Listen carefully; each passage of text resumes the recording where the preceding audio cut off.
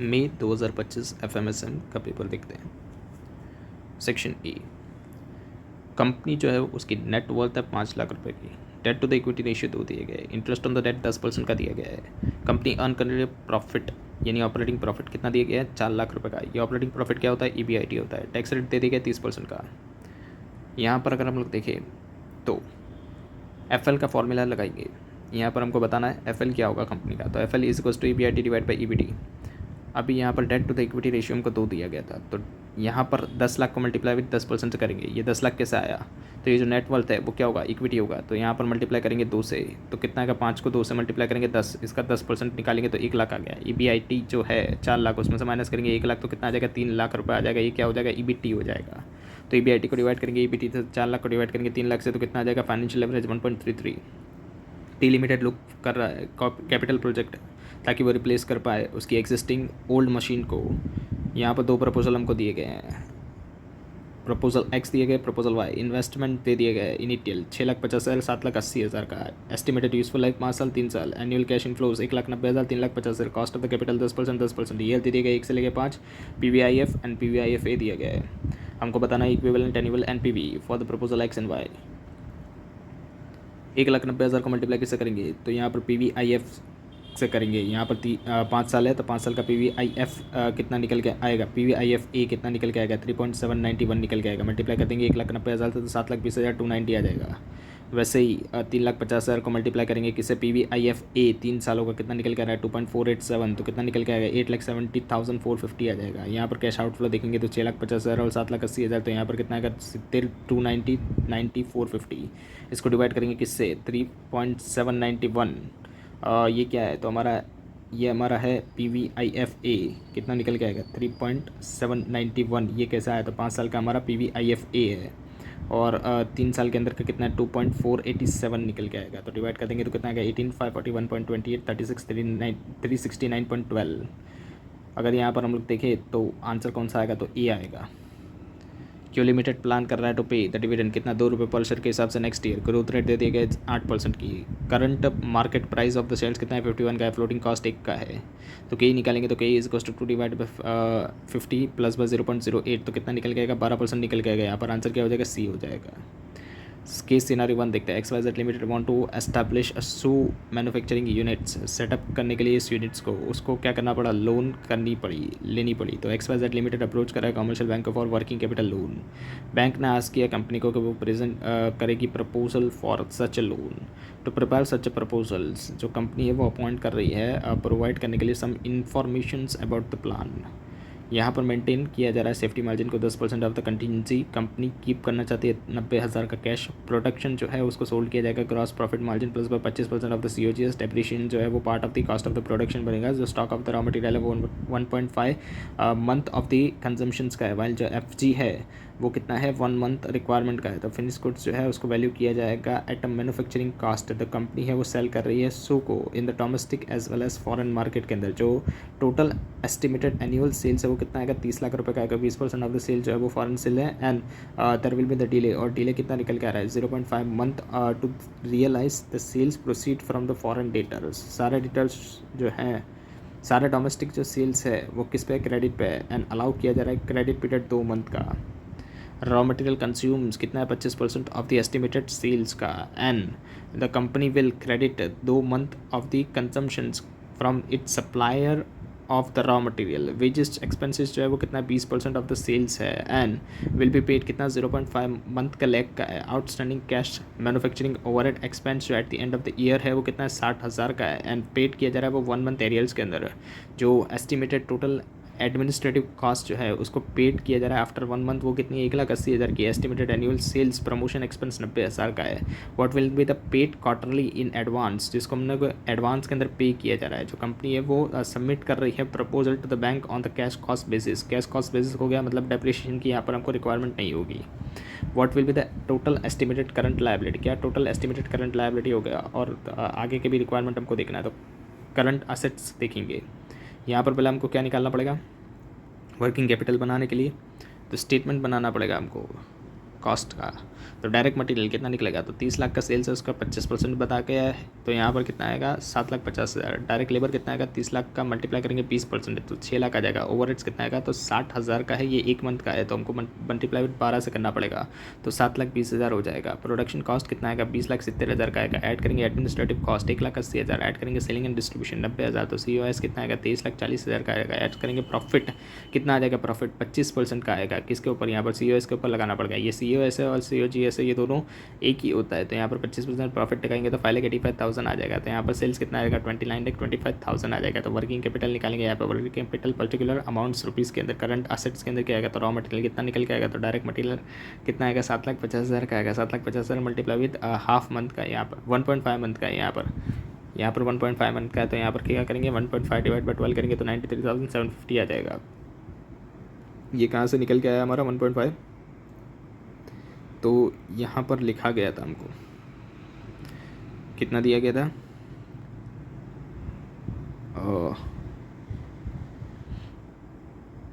Raw material के अंदर दिया गया होगा। रॉ मटेरियल के अंदर हमको कितना दिया गया था, पहले पैराग्राफ यहाँ पर ही दिया गया था, कितना दिया गया था 1.5 मंथ ऑफ इट्स कंजम्पशन दिया गया था, stock of the raw material जो कि हेल्ड करना था हमको, तो वही यहाँ पर हमने लिखा है 7,50,000 मल्टीप्लाई 1.5 डिवाइड बाई 12। FC कितना आएगा, तो 20,70,000। ये यहाँ पर FC किसके ऊपर आता है, तो FC आता है प्रोडक्शन कॉस्ट के ऊपर, इसलिए यहाँ पर 20,70,000 को मल्टीप्लाई करेंगे 1 मंथ के क्रेडिट के ऊपर है, तो 1 डिवाइड बाई 12 करेंगे तो 1,72,500 आ जाएगा। उसके बाद डिटेल्स देखेंगे तो डोमेस्टिक एंड फॉरेन, डोमेस्टिक के अंदर कितना आएगा, यहाँ पर कॉस्ट ऑफ द सेल्स के ऊपर निकालना पड़ेगा। तो डोमेस्टिक के अंदर कितना आएगा, तो 23,40,000 का मल्टीप्लाई करेंगे 80% मल्टीप्लाई करेंगे 2 डिवाइड बाई 12 से। और फॉरेन के अंदर कितना आएगा, तो 23,40,000 को 20% मल्टीप्लाई करेंगे 0.5 डिवाइड बाई 12 से, तो कितना आएगा 3,31,500 आ जाएगा। कैश कितना आएगा, तो 90,000 आ जाएगा। एडवांस सेल्स प्रमोशंस कितना आएगा, तो 90,000 को मल्टीप्लाई करेंगे 3 डिवाइड बाई 12 से। यहाँ पर एडवांस के अंदर सेल्स प्रमोशन आएगा, इसलिए यहाँ पर हमको ऊपर लिखना पड़ेगा करंट एसेट्स के अंदर 22,500 आ जाएगा। तो टोटल कितना आएगा 7,10,250 आ जाएगा। करंट लायबिलिटी कितना आएगा, तो क्रेडिटर्स कितना आएगा 7,50,000 को मल्टीप्लाई करेंगे 2 डिवाइड बाई 12 से। क्यों यहाँ पर 2 डिवाइड बाई 12 करना पड़ रहा है, क्योंकि यहाँ पर हमको 2 मंथ का क्रेडिट हम ले रहे हैं, किसके पास है, क्रेडिटर के पास से। और क्रेडिटर किसके ऊपर होते हैं, तो रॉ मटेरियल के ऊपर। तो रॉ मटेरियल कितना आएगा यहाँ पर हमारा, तो 7,50,000 का रॉ मटेरियल है हमारा, तो इसके 7,50,000 को मल्टीप्लाई करेंगे किससे 2 डिवाइड बाई 12 से, तो कितना निकल के आ जाएगा 1,25,000 निकल के आ जाएगा। आउटस्टैंडिंग वेजेस कितना आएगा, तो 6 लाख को मल्टीप्लाई करेंगे 0.5 डिवाइड बाई 12 से, तो 25,000 का आ जाएगा। आउटस्टैंडिंग मैन्युफैक्चरिंग ओवरहेड्स हमको दिया गया है 60,000 का। आउटस्टैंडिंग एडमिनिस्ट्रेटिव ओवरहेड्स हमको कितना निकल के आएगा 1,80,000 को मल्टीप्लाई करेंगे 1 डिवाइड बाई 12 से, तो कितना आएगा 25,000 आ जाएगा।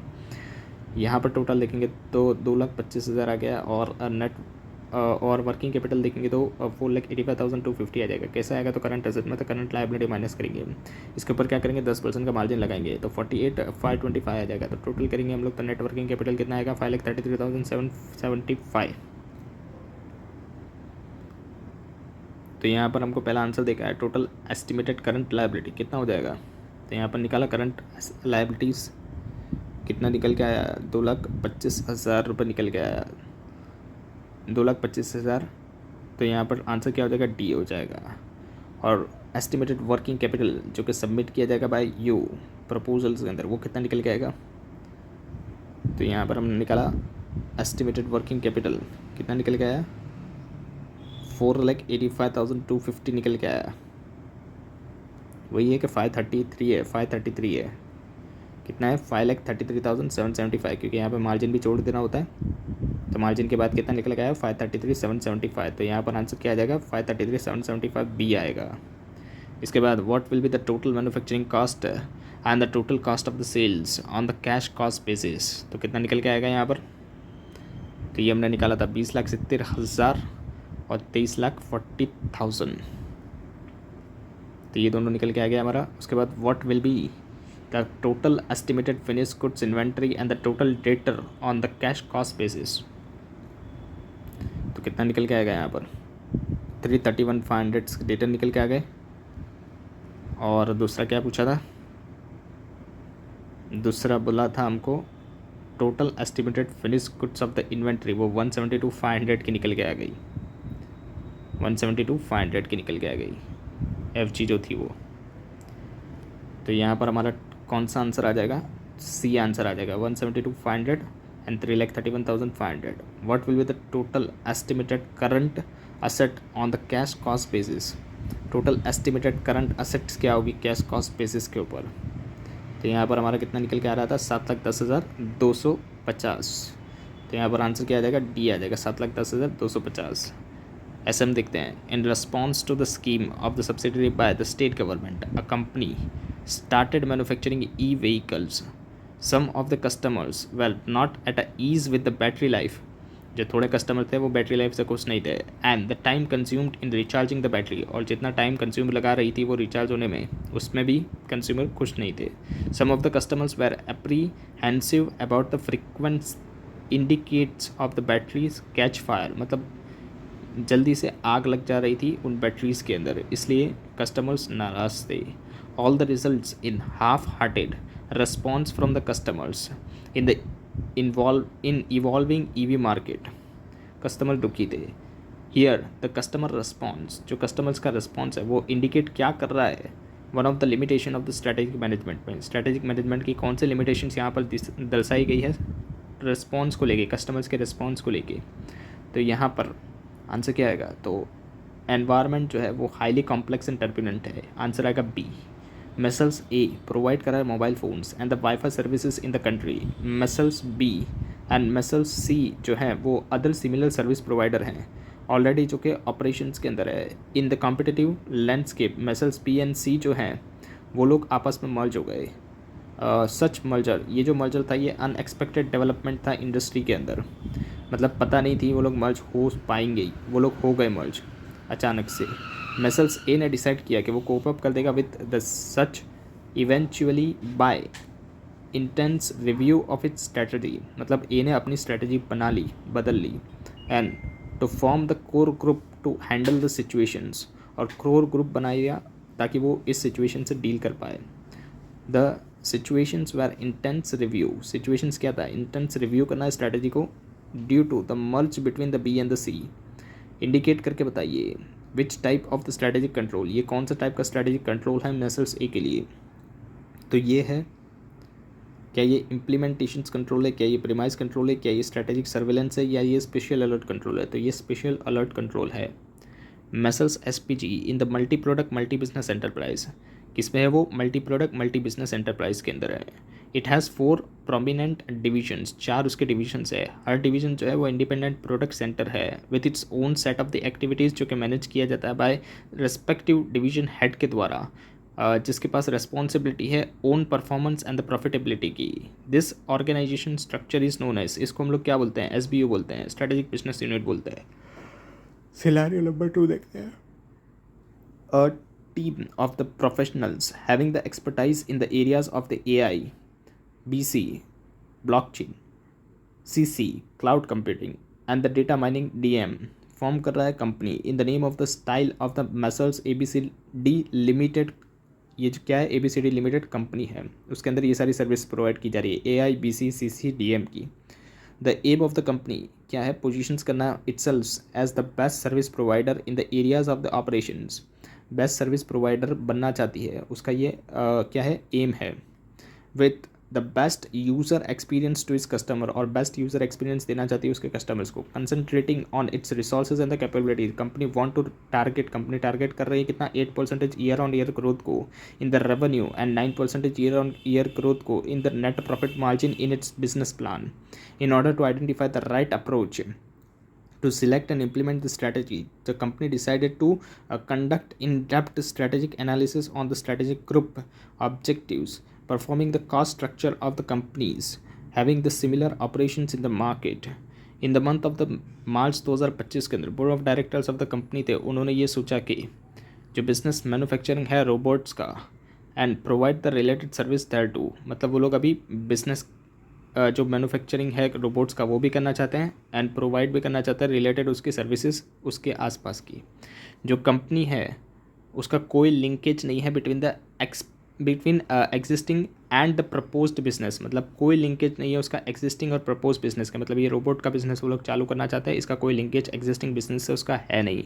With specific reference to the product of the market and the technology, PTM, product market technology से उसका कोई लिंकेज नहीं है। As per the proposed arrangement majority of the components of the robot will be imported from the measles फैसला ink FI, मतलब यहाँ से import करना चाहते हैं कंपोनेंट्स जो भी रोबोट्स के, वो in establishing players in the areas.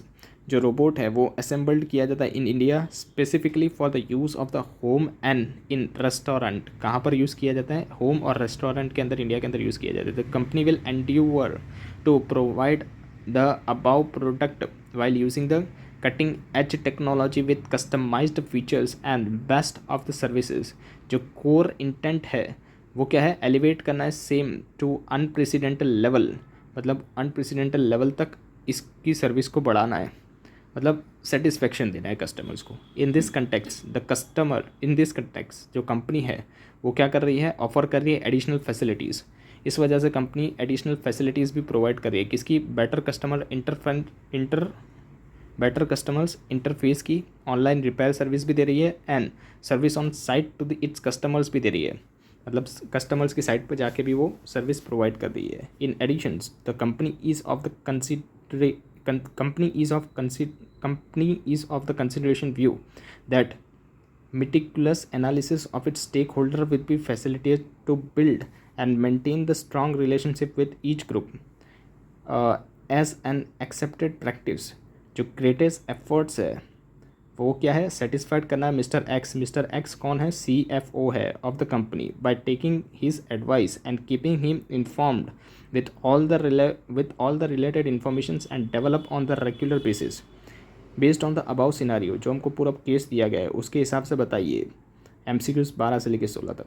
Evaluating the customer services to unprecedented level by providing the better customers interference, online repair services and the services on it side. ये क्या है? तो ये है augmented marketing. While preparing a power interest matrix, जब हम लोग power interest matrix बनाते हैं स्टेक होल्डर्स का, तो जो पोजीशन एक्स की हमको बताई गई है वो कहाँ कौन से क्वाड्रेंट में आएगी? तो वो आएगी की प्लेयर्स के अंदर। आंसर आएगा B. In order to positions itself as the best service provider, stating the year on year growth, indicate which of one of the following components of the strategic intent. कौन सा component यहाँ पर आएगा? यहाँ पर answer A भी हो सकता है या आंसर डी भी हो सकता है, ऑब्जेक्टिव्स भी हो सकता है या विजन भी हो सकता है। क्लियर नहीं है यहाँ पर। Analysis of the statistical group analysis of strategic group, जो एनालिसिस करते हैं स्ट्रेटेजिक ग्रुप का, एंड जो कॉस्ट स्ट्रक्चर होता है कैन बी टर्म्स एज। इन दोनों को क्या बोलेंगे हम लोग? स्ट्रेटेजिक एनालिसिस कौन से टाइप का है ये? तो यहाँ पर ये कॉम्पिटिटर एनालिसिस है, कॉम्पिटिटर को एनालिसिस कर रहे हैं हम लोग। Entering into the business of the manufacturing of the robot, robot के बिजनेस में जाना, मैन्युफैक्चरिंग करना, can be best described as. इसको हम लोग क्या डिस्क्राइब कर सकते हैं? तो कॉन्ग्लोमरेट डाइवर्सिफिकेशन है। ये बिल्कुल अनरिलेटेड प्रोडक्ट में जा रहा है इसलिए।